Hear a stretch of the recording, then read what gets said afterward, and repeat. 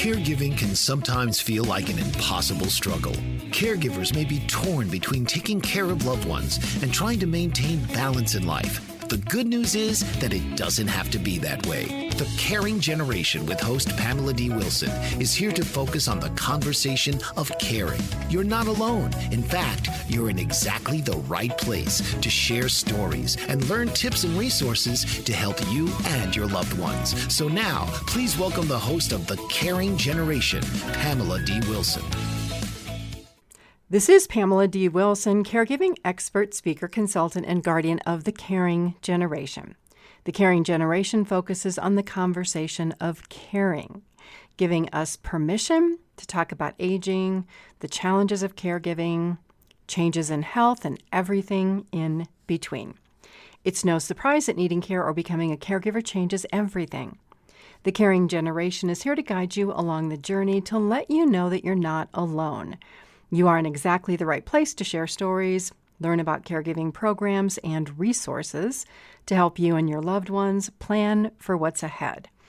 Invite your aging parents, spouses, family, friends, and coworkers to listen to all of these episodes. If you have a question or an idea for a future program, share your idea with me by responding to my social media posts on Facebook, Instagram, Twitter, YouTube, and LinkedIn.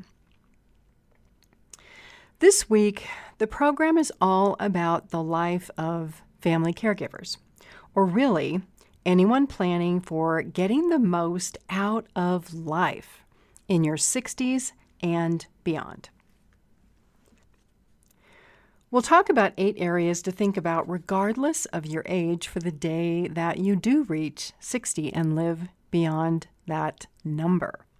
Or, if you're already there, what actions should you consider that can lead to a good life? One aspect I want to mention out of the gate that isn't included in the 8 points of discussion is to answer the question, what does a 60-year-old look like?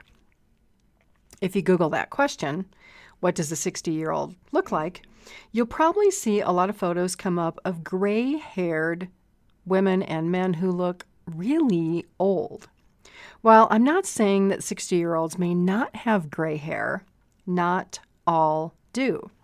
And they all don't dress like what one would imagine your grandmother or grandfather to dress like. In my opinion, a lot of the media and the internet and everything that we see depicts people who are 60 years old as gray-haired, old, weak, feeble. And in my opinion, this is disrespectful, and it's also biased. In the 20-plus years I've worked with the aging population, I have known plenty of men and women well beyond 60, even in their 80s, who appeared much younger than their years and were more active and engaged than some 40-year-olds that I knew.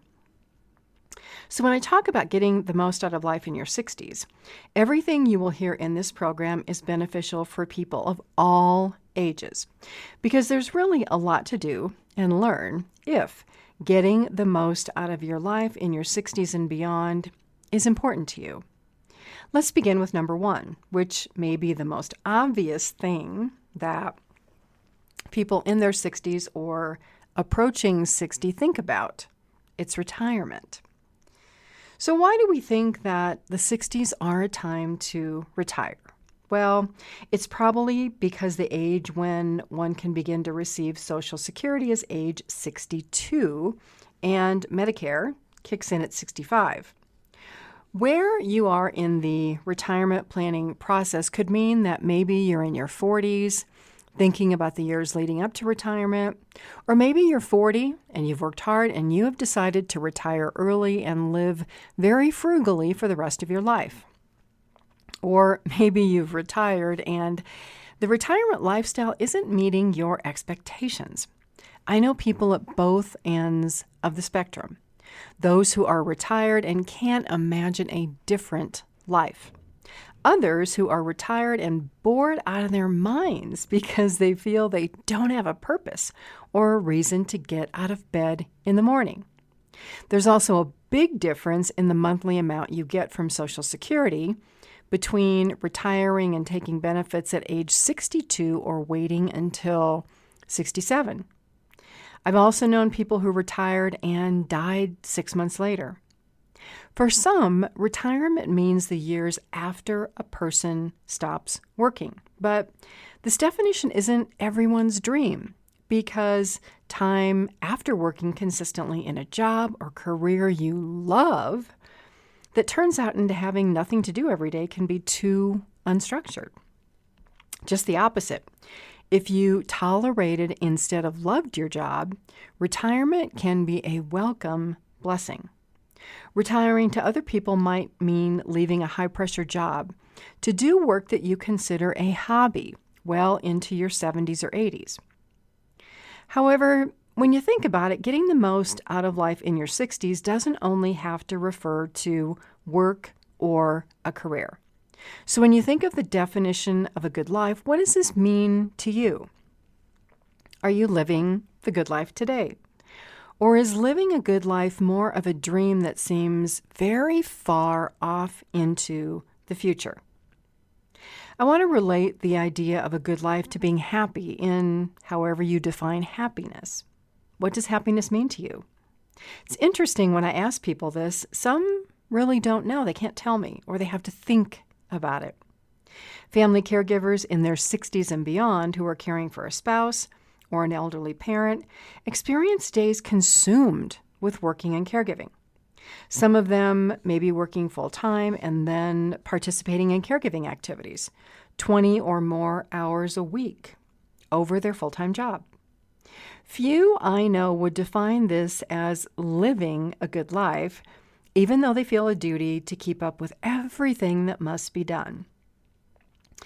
It's no secret. Family caregivers experience ups and downs with busy times and lulls when caregiving responsibilities seem to settle until something, like an emergency room visit, propels daily activities back into crisis mode. All the while, these same caregivers dream of a good life. And that for them may be getting a good night's sleep or having a few hours to themselves. For caregivers, getting the most out of life in your 60s and beyond may be having one weekend night or a weekend day away from care responsibilities. The downside for caregivers and some older adults who may not even be caregivers is the loss of time for social activities and friends due to care responsibilities or physical health concerns that make it difficult to get out of the house. This sense of separation from the world can result in feeling lonely or depressed. This is truly a reality of aging and caregiving that can be mentally difficult to cope with, unless you find ways to become mentally strong and make a concerted effort to overcome the loss of friendships or social activities by seeking these out. Number 2 in the list of getting the most out of life in your 60s is to only worry about things you can change by your actions. Worry is a big concern for caregivers. In my experience, caregivers worry about and want to fix everything, sometimes to the degree that caregivers neglect their own lives. Does this sound familiar? Is anyone in this position? It's as if your life begins fading away because so much of your mental thought and time is spent caring for and worrying about other people, whether this person is yourself, your spouse, or an aging parent. So how do we stop worrying about things we can't change? Here are a couple of ideas. The first one I've shared before. Schedule 15 minutes of worry time daily to write down what you're worried about. If you start to worry at other times of day, stop and come back to worry only during your scheduled worry time. Other small ideas. Stop worrying about what other people think. My assumption here is that you're worrying about what other people in your family think, or you are obsessively angry with them because they're not helping you care for aging parents. Instead of worrying or judging, have a conversation with them to understand where they're coming from. And know that you always don't have to agree. If you're worried about what people who don't know you think, stop and ask yourself, why is this use of worry time important or beneficial for you? Because in most cases, it is detrimental to your mental well-being and your health. Give less importance to the opinions and worries of the world. There are plenty. You probably have enough to worry about in your own life. And last, stop reliving the past and worrying about the future. Do what you can to be in the present and make today the best day possible. Number 3, treasure, maintain, and seek out friendships. The middle part of life, when people work, raise children, and care for sick family members, becomes an extremely busy time of life. So much that you may not see friends as frequently, and you may give up social activities, even activities that are good for your health and that you enjoy. Getting the most out of life in your 60s means spending time with treasured friends. Your children and grandchildren will grow up, and they'll go on with their lives. You'll become less important to them. If you're married or have a partner, you or this person will eventually be the first to die. And then, who will you be left with for companionship and activities? Only the people with whom you cultivated relationships, established interests, and maintained contact. Make an effort to build friendships with people 10 to 20 years younger than you. They will keep you young. Additionally, people 10 to 20 years older than you, they have wisdom to share if you ask. Good friends will be the people at your side during the best of times and the worst of times. Dedicate time to cultivating and making friends to last you a lifetime. For more on friendships, listen to my podcast interview with Dr. Jeffrey Hall of the University of Kansas, who shares his research about how to make friends at any age and how much time that actually takes.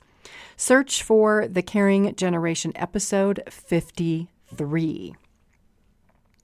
Number 4, for getting the most out of your life in your 60s is to accept responsibility for where you are and create a strategy for where you want to be. You may still be working and realize that you haven't saved enough money for retirement. What now? Or health issues may be preventing you from participating in activities you enjoy. Facing these realities may be unpleasant or uncomfortable. Thinking about it may make you sad. However, the only way to get where you want to go is to develop a strategy for change and make it happen. It's no surprise that it took you years to get where you are today. Likewise, it might take years to make significant changes. This aspect of time is why you must take action today. If money for retirement is a concern, how can you earn more, save more, or spend less? Do you have a financial planner who can advise you? Do you keep a monthly budget so you know exactly where your money comes and goes? If you have health concerns, what do you need to learn about making changes? When was the last time you saw your doctor to ask for recommendations about managing or improving your health? How often do you exercise? How much? I get it. Behavior change and habit change can be the pits. The alternative, though, is doing nothing and let things stay the same way they are or get worse. Is that really what you want? Will being in denial help you arrive at getting the most out of life in your 60s and beyond? Probably not. The other consideration, even if you are perfectly healthy, is to recognize the possibility of an accident or an unexpected event. Here's a real-life example. A perfectly fit and very active friend of mine was doing yard work and had an unexpected fall. The fall resulted in a physical injury requiring surgery and a year of physical rehabilitation to recover. Can you imagine what it's like to lose a year of your life in your 60s or beyond to an accident that will take 12 months and a lot of effort to recover? Now, for this person, their daily life was exercise, going to the gym, mountain biking, skiing in the winter, snowshoeing, going river rafting. And think about this, you have to give that up for 12 months. How would you mentally cope? How would you replace that time? Even though we all think we are invisible, the aging body tells us otherwise when it won't recover as quickly as it did in our 20s and 30s. It's the idea of wear and tear. Eventually, whether we like it or not, the body is going to wear out. So realize that there are stages in life where we can miss opportunities if we don't make a plan. Whether this is a financial plan, a plan to remain healthy, physically fit, or a plan about where and how we will live. Because some plans take years to put in place or time to see a result. The older we become, the less available time we have to reach our goals. So the best thing to do is accept responsibility for your life today. Look at your life today, create a strategy to help you arrive at number 5, which is having personal freedom and mastery over your life. What does this mean? There are a lot of definitions of personal freedom. For some, it means having control over your body and making medical decisions. For others, it means religious freedom or the right to own and carry a gun. When we relate freedom to living a good life, it might mean being independent, not relying on others for basic needs. You pay your rent or mortgage, buy the food you want to eat, do laundry, clean the house, drive to go where you want to go, spend time with friends, travel, do whatever it is you enjoy. A sense of freedom can mean that you are strong, healthy, and able to take care of yourself financially so that you don't have to rely on another person. Unfortunately, this is where a lot of women get themselves into trouble. A desire to have children and stay at home to raise children prevents women from earning income and saving for retirement. This type of caregiving places a woman's financial future at risk. There's no guarantee that marriage will last a lifetime or that your husband will financially support you if your marriage ends. Not being naive about time out of the workforce to raise children or care for elderly parents is very important. Having a sense of freedom and being self-reliant reinforces accepting responsibilities for actions and outcomes, not only today, but 10 years, 20 years, 30 years, 40 years into the future. A side topic about this is to monitor what you see and hear in the news and online. There's a great deal of misinformation that, in my opinion, is misleading. The media doesn't present balanced information that presents both sides of an issue. So, consumers must be discerning to determine what is real, factual, and accurate. Relying on information from incorrect sources or sources that only seek to sway your emotions can lead to more worry and making bad decisions. It's up to you to investigate the pros and cons of all situations. You'll find that when you do this, you're in a more balanced state of mind and you make better decisions.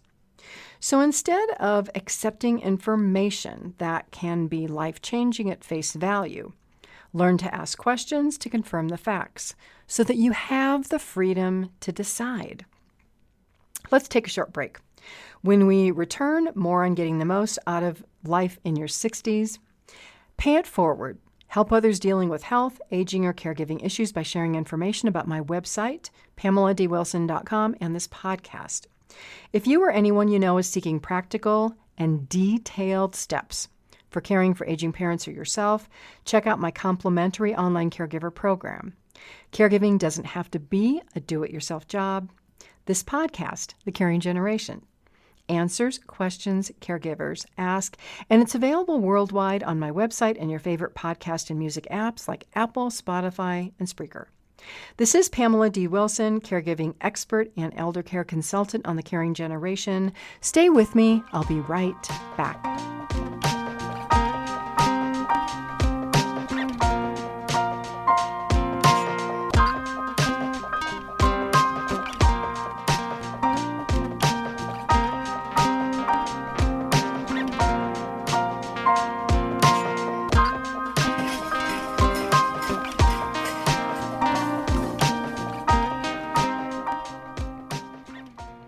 This is Pamela D Wilson, family caregiving expert on the caring generation. If you're looking for answers for caregiving and aging questions, visit my website, PamelaDWilson.com, where you will find my caregiving library, online caregiver course, my Caring for Aging Parents blog, and my book, The Caregiving Trap. Let's return to getting the most out of life in your 60s with number 6. One of life's most challenging things can be balancing our need for our wants and our needs. By things, I mean it's the idea of consumerism. It's the idea to buy something or love to go shopping. If you watch television or listen to the radio, you probably see and hear a lot of commercials for products or services. Advertisers and marketers aim to make consumers believe that your happiness and well-being depend on having a lot of material possessions. They want you to go to the store and spend and spend and spend and buy and buy and buy. But in reality, having a lot of things can clutter your home and may not even make you happy. It's the idea of the latest cell phone coming out and you having to rush to the store to get that new iPhone or Android. Much of buying, if you think about it, happens on credit cards, which is not money that you have in the bank. If you think about it, every time you use a credit card, you're taking a loan out against your paycheck or your savings account or your checking account. It's a loan that you have to pay back. How often do you get your monthly credit card bill? In the mail or by email? You look at the balance and you think, oh my gosh, what on earth did I buy? Why is this so much? Wouldn't it feel so much better to get that statement and see a really low balance or even a zero balance, which means you've mastered control over your spending habits? A great place to investigate need versus want can be gained through the activity of going through your closet, your clothes closet, other closets, your garage, other areas of your home where you have a lot of stuff or clutter. We talked about personal freedom and mastery in the first part of the program. Not having a lot of things or having to take care of a lot of things can support the idea of individual freedom. Can you just on any given day pick up and go away for a week? Or do you have things that would need care like a pet or plants or your yard or something else? Think about this. What if you started to give away all the things you don't use or wear every month? Honestly, how many clothes or shoes can you wear? What if every time you bought something, you gave something away? How many of us think of not replacing something like a cell phone or a car until it breaks down? I think this is probably pretty rare. Imagine how much money you might save for retirement if you kept a car for 10 years and maintained it, or if you kept your cell phone for 5 years. This would give you more ability to choose what you do and when you do it in your later years.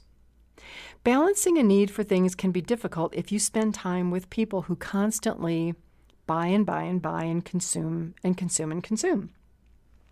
When you look at caring for elderly parents, imagine the day when them living at home, in their home, is no longer possible. That day when your aging parents can't care for themselves and they have to move to a care home. This may totally shock you, but the size of an average apartment or room in an elder care community is about 400 square feet. This includes space for a bed, clothing, and personal items. What if today you had to look at downsizing your belongings into a 400 square foot room and be happy with what you have there? Could you do this? It's really something to think about. Years ago, I had a client named Janet, and I became her guardian. The first time I met her, she was in a nursing home where she lived until she passed away. And her story is in my book called The Caregiving Trap. The one thing that stood out to me about Janet and know that there actually were many wonderful things. But the one thing that I have never, ever forgotten is this. After Janet passed away, I went to the nursing home to pick up her belongings. Everything she owned was placed into a small cardboard box that was left sitting on her bed in that nursing home for me to pick up. Looking at the box and the small mementos of her life saddened me because my thought was, wow, here was this remarkable, amazing woman who lived well into her 80s. And all that's left of her life are the items in this small cardboard box. Think about that. So getting the most out of life in your 60s, or really at any time of life, is probably less about the things you buy, things that you have in your house. But it's more about the experiences you have with the people in your life and the things that you do. In the end, what will you remember and cherish about your life? If I had to guess, it's probably not all of those things that you bought and put in your home during your lifetime, but experiences and people that you love. Just as adult children have to clean out the homes of their elderly parents when they have to move, someone is going to have to clean out and get rid of your stuff, my stuff, our stuff. My suggestion, regardless of how old you are, do it now. There are plenty of people out there who might be unable to afford things in your home that you no longer need. If you're not using them, do something good. Give them away. Donate them. This leads to number 7 for getting the most out of your life in your 60s, which is avoiding excess.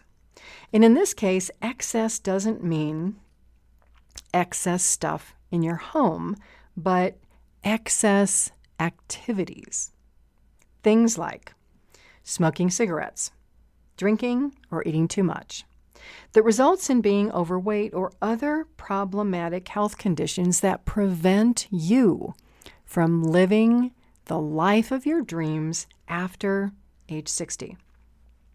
Things like addictions to shopping, buying too much, gambling, or other harmful behaviors actually cause lifelong problems. Caregiving, being a caregiver, can be an addiction when a person takes on caretaking behaviors. For more on caregiving versus caretaking, you can listen to a podcast episode. How do addictive behaviors begin? You might wonder about this. Well, not as significantly as you would think, right? Many times, addiction becomes a coping behavior or a stress response. In some cases, opiate addictions result from the experience of trying to manage mental or physical pain. Pain or stress results in addictive behaviors that help a person think less about these unpleasant aspects of life. But the downside is this behavior eventually becomes destructive to health and relationships.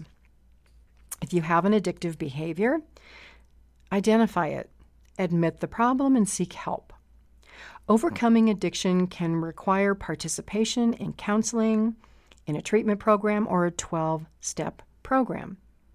Recognize the stressor that brings up the desire to eat, drink, smoke, spend money, gamble, do drugs, or whatever else, and take action before engaging in these self-destructive behaviors to stop yourself.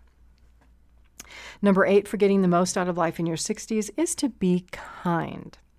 Learn from situations when something doesn't turn out like you want or expect. How do you respond? Do you judge yourself or other people? Do you become mean or nasty, unkind? Do you become a person that you don't even like? If an interaction with somebody else doesn't go well, avoid seeking payback or revenge or a desire to get even. These actions only hurt you. They may hurt the other person a little bit, but you in the long term are the person or is the person who suffers. Here's a quote from Albert Einstein. He is one of my favorite people in the whole world. If you don't know who he is, look him up. So here's one of my favorite quotes. Weak people revenge. Strong people forgive. Intelligent people ignore. Calling attention to the downsides, the aspects of other people that you don't like. If you're intelligent, they become less important. They don't matter to you because it's not a place where you should be putting your time or your energy. One of life's realities is that people make mistakes, which often happen unintentionally. How often have you made a mistake that caused someone else or yourself a problem? What did you do? Did you apologize? Did you learn from the experience? When you think about it, though, making mistakes is a learning process that gives us knowledge and wisdom, and it supports getting the most out of life in your 60s. So, how many people do you run across who seem to know everything? It's not possible for anyone to know everything. These people who are know-it-alls have had an experience that made them judgmental, opinionated. Maybe they felt really criticized by others. And as a result, they have held on to this. Remember, weak people revenge. They've become closed-minded. Being open-minded is the path to getting the most out of life in your 60s. When you stop becoming curious or asking questions, when you become closed-minded because you think you know it all, life gets a little smaller. You give up the opportunity to gain knowledge and experience. Think about this one. How many friends and close confidants do you have? Other people may not want to be around you if you have a closed mind, if you're negative, if you have a sour attitude. Here's another quote. It's by Zig Ziglar. There will always be people in your life who you feel treat you wrong. Be sure to thank them for making you strong. Remember, strong people forgive. Intelligent people ignore. This brings us back to the idea of maintaining and treasuring friendships, which is significant for living the best life in your 60s.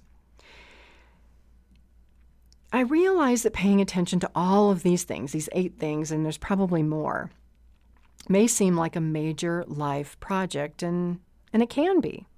The point here is that you only have one life. Make it what you want and realize that you can make it what you want. Whether you are in your teens, your 20s, your 30s, your 40s, your 60s, your 70s, you have a choice. You have a choice on how you live your life. Seek to live a good life that is personally satisfying and personally fulfilling in the way this means to you by doing the things that contribute to your life, not take away from it. Everybody, I thank you so much for joining me this week. Please share the Caring Generation podcast and my website, PamelaDWilson.com, with everyone you know interested in proven, reliable tips, information, resources, and research about caregiving, aging, health, and everything in between. This is Pamela D. Wilson, family caregiving expert. I look forward to being with you again soon. God bless you all. Love to everyone. Sleep well tonight and have a fabulous day tomorrow. And enjoy each day. Make each day the best you can until we are here together again. Tune in each week for The Caring Generation with host Pamela D. Wilson.